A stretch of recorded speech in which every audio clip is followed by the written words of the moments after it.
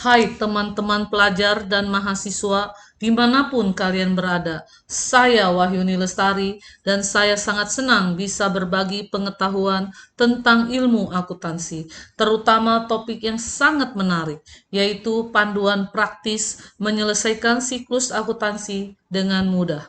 Dalam video kali ini, saya akan membahas tentang neraca lajur, laporan keuangan, ayat jurnal penutup, neraca saldo penutupan, serta ayat jurnal balik. Dan tentu saja, jika kalian memiliki pertanyaan atau jika ada topik tertentu yang ingin kalian pelajari, jangan ragu untuk menuliskannya di kolom komentar di bawah ini. Baiklah, saya akan mulai dengan topik yang menarik pada hari ini, yaitu panduan praktis menyelesaikan siklus akuntansi dengan mudah.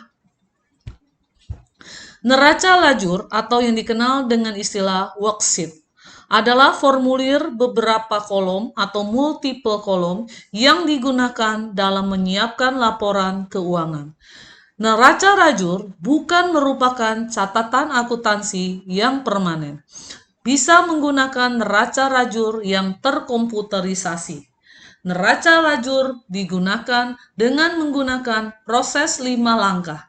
Penggunaan neraca lajur bersifat opsional, artinya boleh dibuat, boleh tidak. Nah, ini adalah bentuk neraca lajur yang akan saya bahas dalam video kali ini. Neraca lajur yang akan saya bahas adalah neraca lajur 10 kolom. Bagaimana perhitungan kolomnya? Trial balance 2 kolom, worksheet adjustment 2 kolom, adjusted trial balance 2 kolom, income statement 2 kolom, statement of financial position 2 kolom. Makanya totalnya dikatakan 10 kolom. Langkah pertama adalah kita menyiapkan neraca saldo.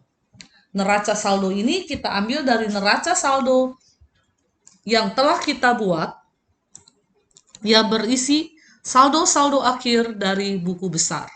Kemudian, adjustment-adjustment yang telah kita susun, kita masukkan di dalam kolom ini, kolom adjustment. Kemudian, adjusted trial balance, angkanya berasal dari penambahan antara kolom trial balance dengan kolom adjustment atau kolom trial balance dikurangi dengan kolom adjustment, tergantung transaksinya. Kemudian angka dari adjusted trial balance atau neraca saldo disesuaikan, sebagian dipindahkan ke kolom income statement, terutama perkiraan-perkiraan tentang revenue dan expenses. Kemudian sebagian lagi perkiraan-perkiraan tersebut dipindahkan ke statement of financial position atau laporan posisi keuangan perusahaan, terutama perkiraan yang berkaitan dengan aset, liabilities, dan equity. Nah, berikut ini adalah contoh worksheet atau neraca lajur yang sudah terisi. Kalau kita perhatikan, cash di trial balance ada angka 15.200. Di kolom adjustment tidak ada. Maka otomatis saldonya akan terbawa ke kolom adjusted trial balance. Supplies ada di trial balance angka 2.500. Sedangkan di kolom adjustment ada di kolom kredit 1.500. Karena satu di debit dan satu di kredit, di mana angka yang debit lebih besar daripada angka yang kredit, maka yang besar mengurangi yang kecil. 2.500 dikurangi 1.500 sama dengan 1.000. Kemudian prepaid insurance, contohnya 600, adjustmentnya 50 di kredit, yang besar mengurangi yang kecil. Debit mengurangi kredit, 600 dikurangi 50 sama dengan 550. Contoh yang lain, account payable, 5.000 di kredit, tidak ada adjustment, maka tetap 5.000 di kredit. Contoh berikutnya, unearned service revenue ada di kredit sebesar 1.200, kemudian adjustmentnya di debit sebesar 400. Karena kredit lebih besar daripada debit, otomatis hasil akhirnya adalah kredit, yaitu yang besar mengurangi yang kecil. 1.200 dikurangi 400 sama dengan 800. Karena kredit lebih besar, maka saldonya lari ke kredit. Kemudian angka-angka di adjusted trial balance ini akan kita pindahkan sebagian ke kolom income statement dan sebagian lagi ke kolom statement of financial position. Perkiraan yang dipindahkan ke kolom income statement adalah perkiraan revenue dan semua perkiraan expenses. Sedangkan semua perkiraan cash atau perkiraan aset, perkiraan liabilities, dan perkiraan equity dipindahkan ke kolom statement of financial position. Setelah itu, kita totalkan masing-masing kolom. Kolom trial balance antara total debit pasti sama dengan total kredit. Kolom adjustment, total debit pasti sama dengan total kredit. Sedangkan kolom adjusted trial balance, kolom debit juga pasti sama dengan kolom kredit. Sedangkan kolom income statement serta kolom statement of financial position antara total debit dengan total kredit kemungkinan besar pasti berbeda. Kita lihat di kolom income statement, kreditnya 7.740, debitnya, debitnya 7.740, kreditnya adalah 10.600. Maka seperti biasa, yang besar mengurangi yang kecil. 10.600 dikurangi dengan 7.740. Selisihnya dimasukkan ke kolom yang kecil supaya kalau ditotal kembali, total debit menjadi sama dengan total kredit, yaitu 10.600. Demikian pula dengan statement of financial position. Total debit pasti tidak sama dengan total kredit. Yang besar ada di total debit, maka yang debit mengurangi total kredit. 22.450 dikurangi 19.590 sehingga ada selisih 2.860. Taruhnya di debit apa di kredit? Taruhnya di tempat atau di kolom yang totalnya lebih kecil. Sehingga kalau ditotalkan, total debit menjadi sama dengan total kredit. Untuk mengecek apakah kolom worksheet yang telah kita buat sudah benar atau salah, maka kita lihat total selisih antara income statement dengan total selisih dengan statement of financial position harus sama. Satu di debit, pasti satu di kredit. Kalau selisihnya tidak sama, berarti worksheetnya salah. Kita perhatikan di income statement selisihnya 2860 di debit, statement of financial position selisihnya juga 2860 di kredit. Pasti selisih satu di debit, satu di kredit. Kemudian selisih ini apakah net income atau net loss, laba bersih atau rugi bersih? Bagaimana cara kita tahu ini laba bersih atau rugi bersih? Caranya sangatlah mudah. Ya, kita lihat kolom statement of financial position, selisihnya apakah di debit atau di kredit. Kalau selisihnya di kredit, artinya apa? Artinya menambah laba ditahan. Kalau menambah laba ditahan atau berada di sisi kredit daripada statement of financial position, artinya perusahaan tersebut memperoleh net income.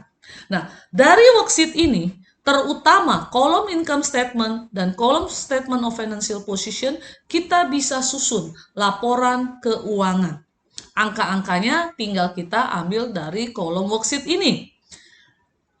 Mari kita lihat hasilnya. Dari kolom income statement yang ada di worksheet, kita bisa menyusun laporan laba rugi seperti slide ini, yaitu revenue dikurangi macam-macam expenses, hasilnya adalah kalau revenue-nya lebih besar daripada total expenses, maka hasilnya adalah net income atau laba bersih. Dan ini harus sesuai dengan angka dari worksheet. Kemudian, Dari laporan laba rugi atau income statement, kemudian kita bisa menyusun laporan laba ditahan atau return earning statement. Karena ini adalah contoh perusahaan yang baru berdiri, maka return earning statement awalnya masih nol. Kemudian net income-nya ditambahkan. Net income ini diperoleh dari laporan laba rugi pada slide sebelumnya. Kemudian dikurangi dividen jika ada, hasil akhirnya adalah return earning pada akhir bulan.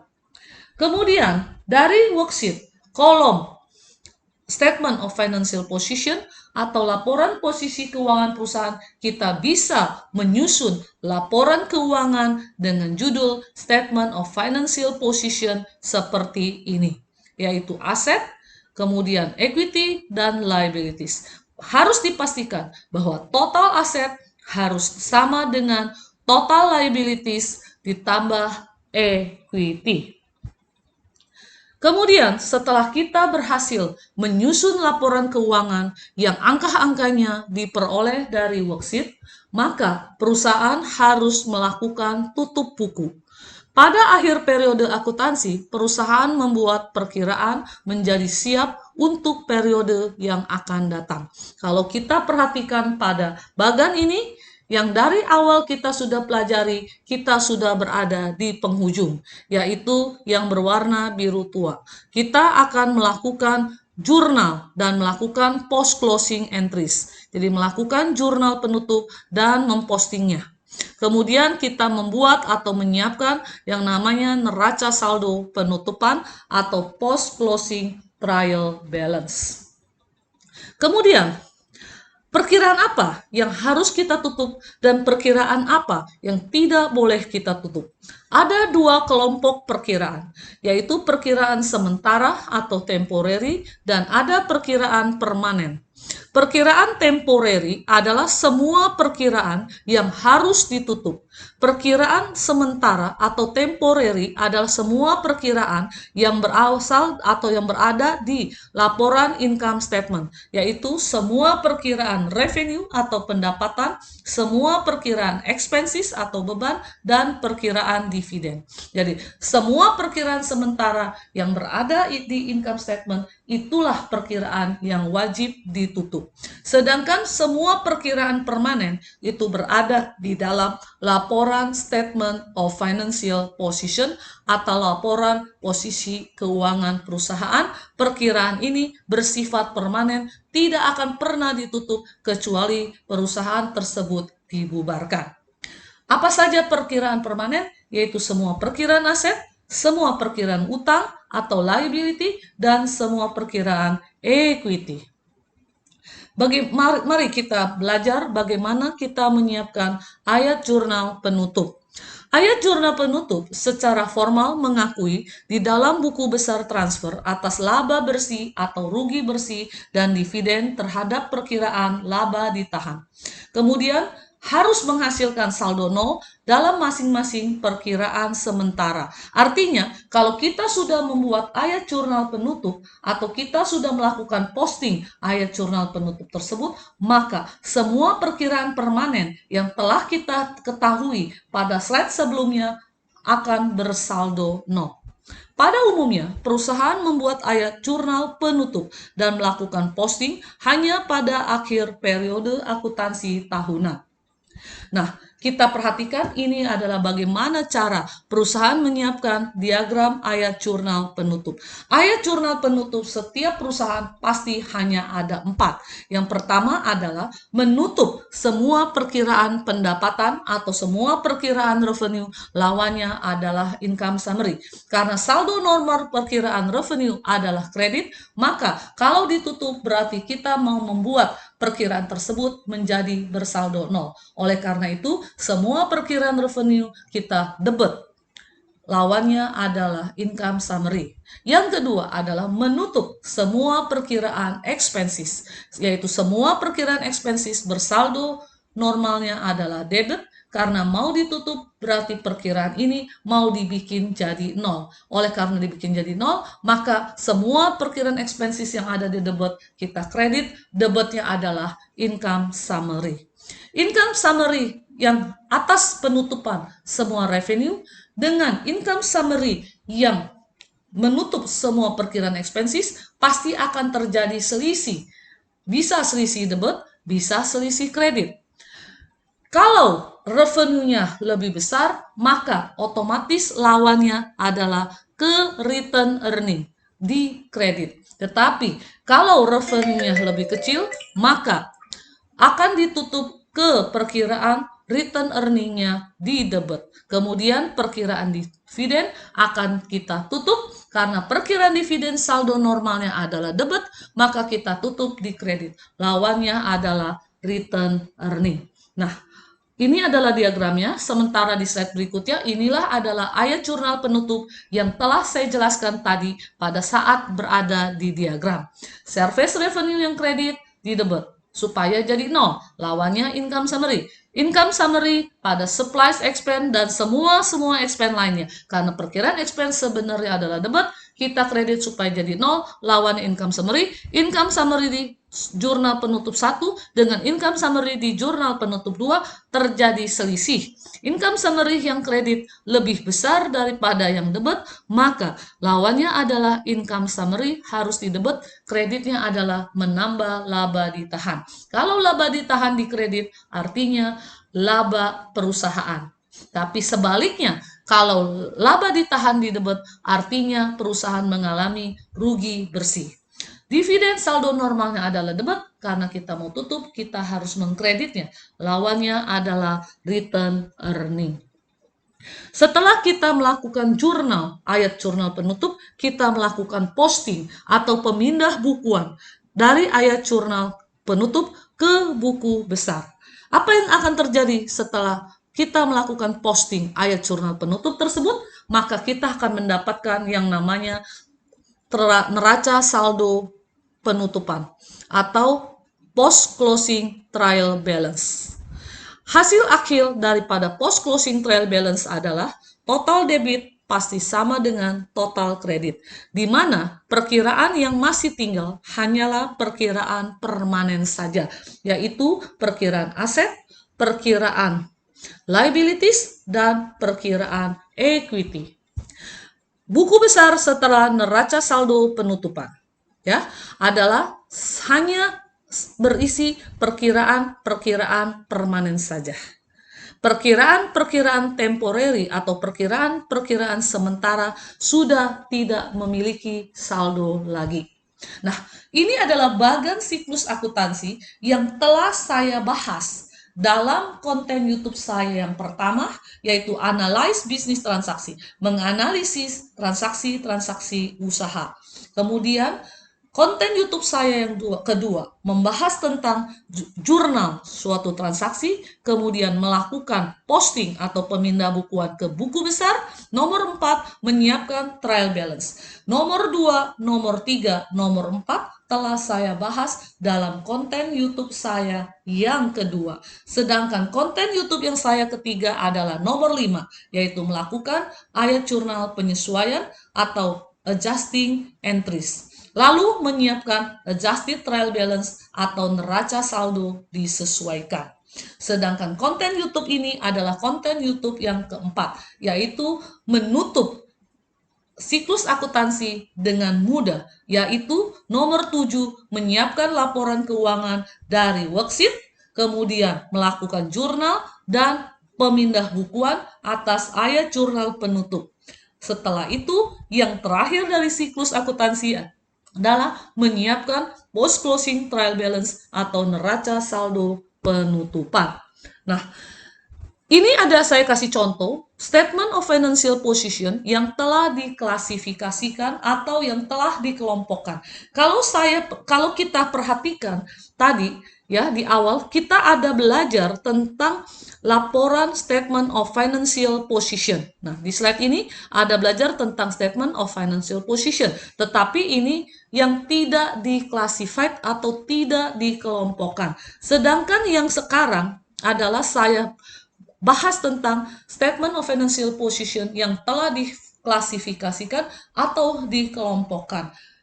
Apa maksudnya? Nah, kita perhatikan di situ yang tulisan merah. Ya, di aset ada current asset. Jadi dikelompokkan yang mana yang termasuk current asset atau aktiva lancar. Kemudian yang mana yang termasuk long term investment atau investasi jangka panjang. Yang mana yang termasuk property, plant and equipment. Yang mana yang termasuk aset tetap atau fixed asset. Kemudian yang mana yang termasuk intangible asset atau aktiva atau aset tidak berwujud. Nah, ini adalah kelompok-kelompok. Jadi dari perkiraan-perkiraan yang ada dikelompokkan seperti itu.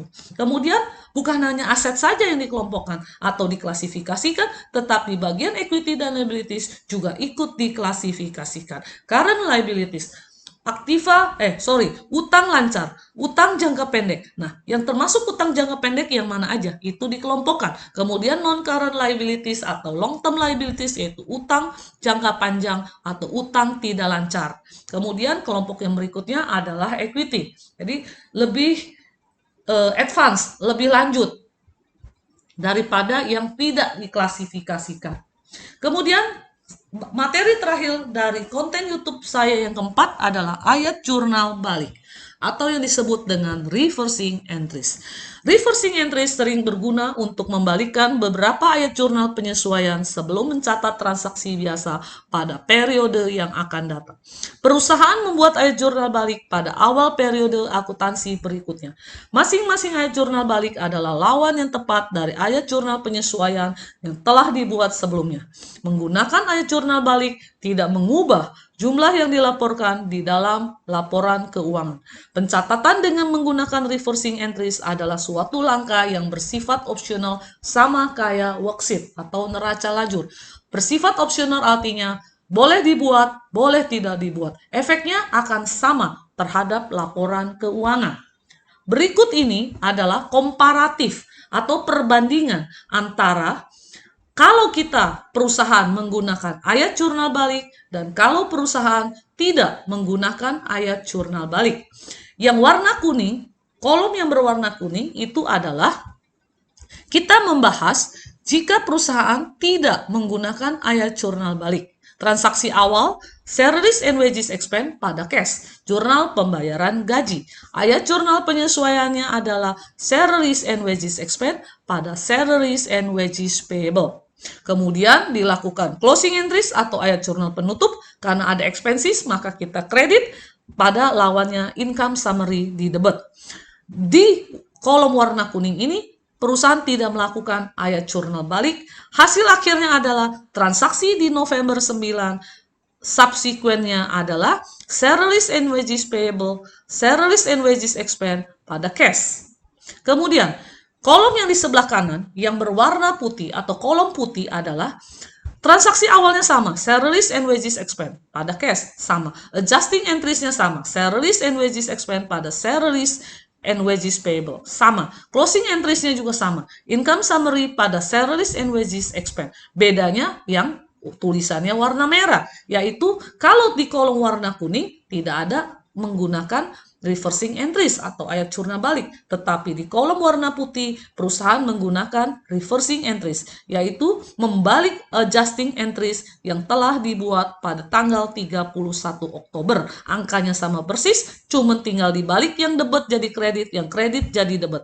Salaries and wages expense yang tadinya ada di debit di kredit, salaries and wages payable yang tadinya ada di kredit menjadi di debit. Bedanya di mana? Bedanya adalah jurnal setelah itu. Jurnal setelah itu, kalau menggunakan jurnal balik, maka salaries and wages expense pada cash. Nah, perbedaannya hanya di situ saja. Sedangkan terhadap laporan keuangan sama. Tidak ada dampak perbedaan. Oke, saya rasa konten kali ini sudah cukup. Jika kalian merasa mendapatkan manfaat dari konten YouTube ini, maka tolong bantu untuk dilakukan subscribe agar kalian selalu menerima konten-konten YouTube saya yang baru. Jangan lupa untuk like dan share kepada teman-teman kalian agar semakin banyak orang yang bisa ikut merasakan manfaat dari konten ini. Terima kasih atas perhatiannya. Terima kasih untuk mau mendengarkan YouTube saya dari awal sampai akhir. Mulai dari YouTube pertama sampai YouTube keempat. Karena ini adalah 4 YouTube yang saling berhubungan. Mulai dari proses awal, analisis bisnis transaksi, sampai proses akhir yaitu post-closing trial balance. Sekian dan terima kasih.